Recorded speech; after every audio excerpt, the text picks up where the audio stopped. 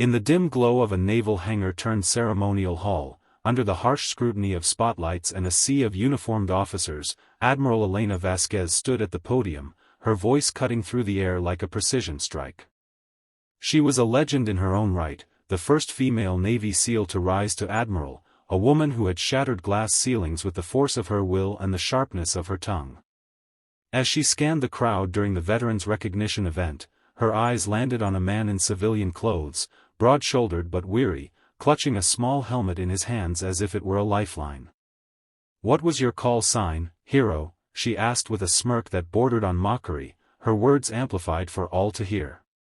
The man, Jack Harlan, a single father and former SEAL, met her gaze steadily and replied, "Iron Ghost." Laughter rippled through the audience at the seemingly absurd moniker, and Elena leaned into the microphone, her tone dripping with sarcasm. "Iron Ghost? Sounds like a bad superhero comic. Care to explain that one?" But as Jack began to speak, the room grew still, and Elena's confident expression faltered, freezing into a mask of realization that would change everything. If you believe in the power of kindness and second chances, hit that like button, drop a comment below sharing your own story of redemption, share this video with someone who needs to hear it, and don't forget to subscribe to the channel for more tales that remind us of the human spirit's resilience. Jack Harlan hadn't always been the broken man standing in that hangar, a shadow of his former self, raising his young daughter alone in a modest apartment on the outskirts of San Diego. Years earlier, he had been a force of nature in the SEAL teams, his body honed to perfection through endless drills in the surf and sand, his mind sharpened by missions that tested the limits of human endurance. Born in a small Midwest town to parents who barely scraped by, Jack had enlisted straight out of high school, driven by a burning need to prove himself worthy of something greater than the cycle of poverty he knew too well. The Navy became his family, the SEALs his brotherhood, and in the crucible of combat, he earned the call sign that would define him, Iron Ghost. It wasn't given lightly. Call signs in the teams were badges of honor or infamy, often born from moments of triumph or folly. For Jack, it stemmed from a night in the Afghan mountains, where his team was pinned down by enemy fire, the air thick with dust and the acrid smell of gunpowder. Wounded in the leg, blood soaking through his fatigues, Jack had refused to fall back. Instead, he moved like a specter through the shadows, taking out threats one by one with unyielding precision, his iron will keeping him invisible and unstoppable until reinforcements arrived. "You're like a ghost made of iron," his commanding officer had said later, the words sticking as both praise and prophecy. But life after the teams was a different kind of battlefield, one without clear enemies or extraction plans. Jack's wife, Sarah, had been his anchor through the deployments, her letters a beacon in the darkness of war zones. She was a nurse, vibrant and compassionate, with a laugh that could light up the dimmest bunker via video call. They had dreamed of a quiet life together, starting a family once he hung up his boots. Their daughter, Lily, arrived just as Jack was transitioning out, her tiny cries filling their home with hope. Yet fate had other plans. Sarah was diagnosed with aggressive breast cancer during Jack's last tour, the news hitting him like an IED. He rushed home on emergency leave, but the treatments ravaged her body, turning the woman he loved into a fragile shell. Jack held her hand through the chemo sessions, whispering promises of forever as she grew weaker. One rainy afternoon, with Lily napping in the next room, Sarah slipped away, her final words a plea for him to be strong for their girl. The grief was a tidal wave, drowning him in isolation. He buried himself in fatherhood, but the nightmares from the field mingled with the ache of loss, leaving him haunted. Bills piled up as he struggled to find civilian work that didn't trigger his PTSD, construction jobs that reminded him too much of building perimeters in hostile territory, office gigs that felt like cages after the open chaos of operations. As a single dad, Jack's days blurred into a relentless grind. Morning started before dawn, packing Lily's lunch with the precision of prepping gear for a mission, apple slices cut just right, notes tucked in to remind her she was loved.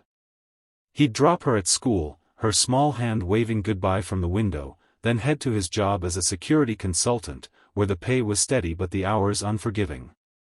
Evenings were a whirlwind of homework help, dinner from scratch because Sarah had always insisted on home-cooked meals, and bedtime stories where he'd spin tales of brave adventurers to mask the monsters in his own mind.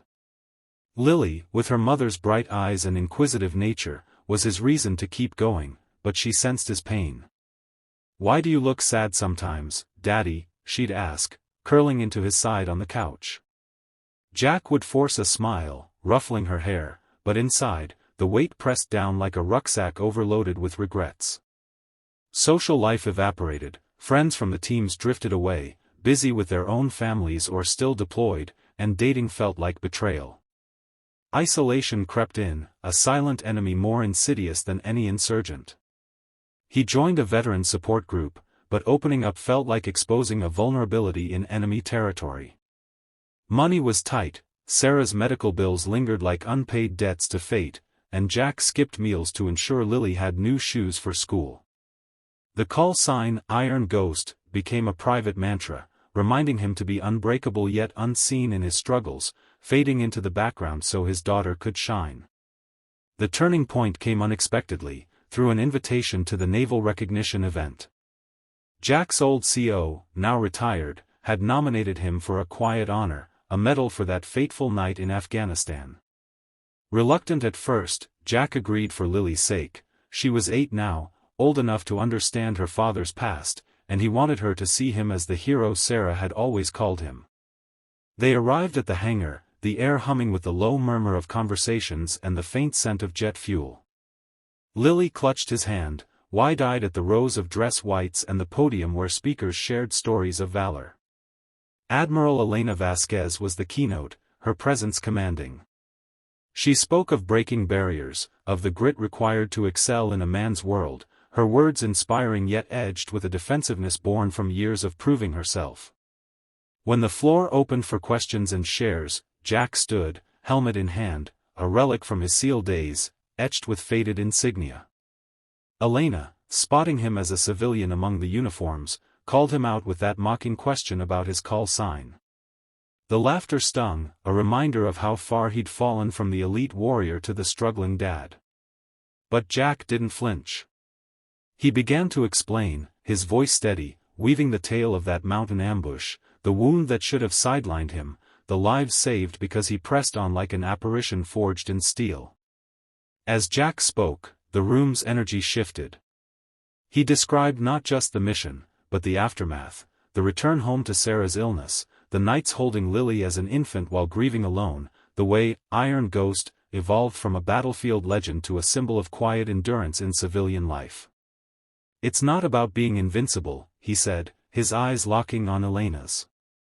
"It's about haunting your own demons, staying strong when everything crumbles, invisible to the world but unbreakable for those who need you."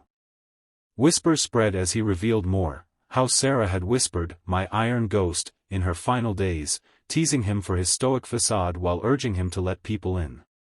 Lily, standing beside him now, squeezed his hand, her presence a living testament to his sacrifices. Elena's face paled, her smirk vanishing as memories flooded her. Unbeknownst to the crowd, Elena had her own ghosts.